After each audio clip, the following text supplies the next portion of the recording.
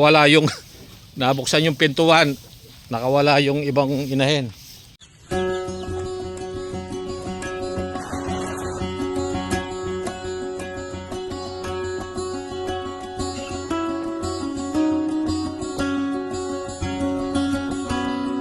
Okay, magandang araw po sa inyong lahat. Ngayon ay nandito na naman tayo dito sa ating babuyan at nagpapalagay tayo ng panibagong ipa dito sa ranging area ng ating mga alagang baboy. Ngayon yung pausok naman natin, meron ngang kahoy ito na naging uling. Yun ay kanilang kinakain at kung maririnig ninyo, parang chicharon nilang ninunguya ang uling. Ang uling ay maganda sa kanilang katawan dahil ito'y sa digestive system nila na maganda to at ito ay gamot ay sa mga nagtataing baboy.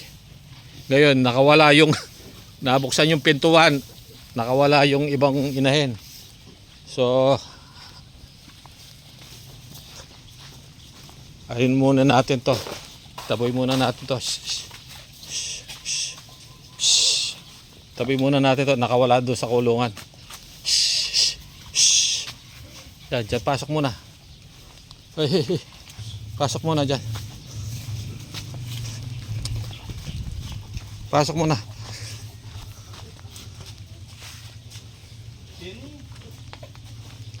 Tawagin mo siya, no, papasukin tong lahat ng nakawala na to. Ayan. Ay, bakit eh? Sara mo muna to. Yan, nakawala sa ating kulungan. Yan, susunod na yung mga yun nun.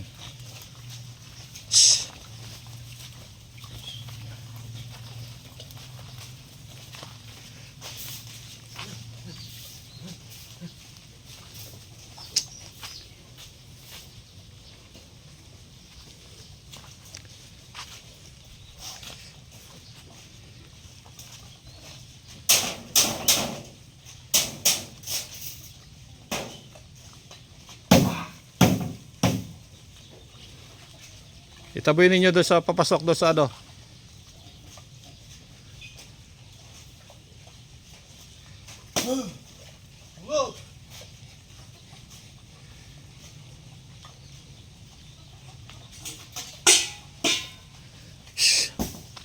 Ayan, nakawala sila sa ating kulungan. Yoy!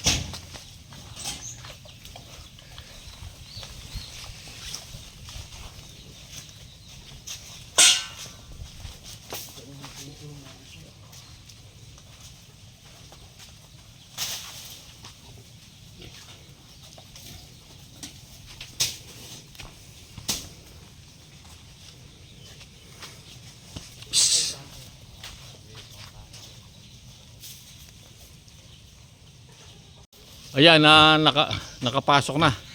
Nakawala yung ating mga alaga dahil nga sa nabuksan ni Kaduleng itong pintuan, hindi niya sinara. Naglalagay siya ng ipa. So ngayon, kaya natin nilalagyan at ang gusto ko talaga malinis dito sa ating babuyan ay para maiwasan natin kung ano man ang mikrobyong nandito sa ating kulungan, sa ating ranging area. Meron tayong pausok ngayon, kung napapansin nyo yung nandun sa likod. Pausok namin yon, tsaka yung nandun, tsaka yung nandito sa loob, pausok din yan. Yan ang panlaban natin para hindi makapasok yung mga lumilipad na insekto. Dahil yung mga katabi nating baboyan, mayroong baboy na tinamaan na ng ASF. Buti na lang itong sa atin ay nakatayo pa. Sana hindi tayo tamaan dahil hindi rin tayo nagpapakain ng kung ano-ano. Ito pakain natin ay mga madre de agua lang, kangkong at saka yung mulberry. Ayan ang ating binibigay sa ating mga alaga.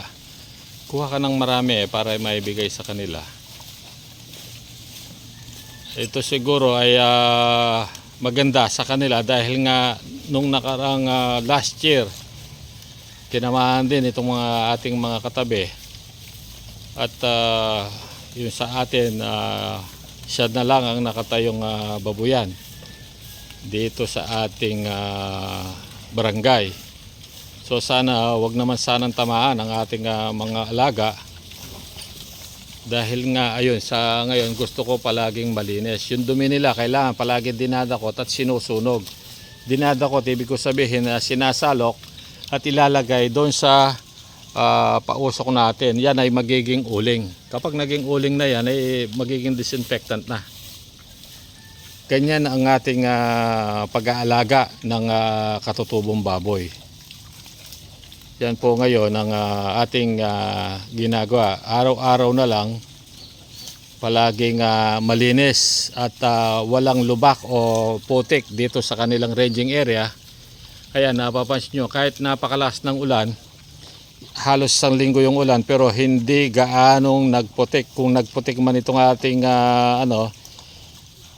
agad nating naagapan, pinapalagyan natin ng ipa yung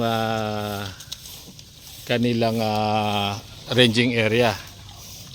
Kamukha nito ngayon, ang ipa ay ito rin kanilang sinusuyod at meron din silang nakakain na paunti-unting yung palay na walang laman kanila rin kinakain. Okay po, hanggang dito na lang po at sana po ay wag sanang tamaan ang ating babuyan. Happy farming po sa inyong lahat.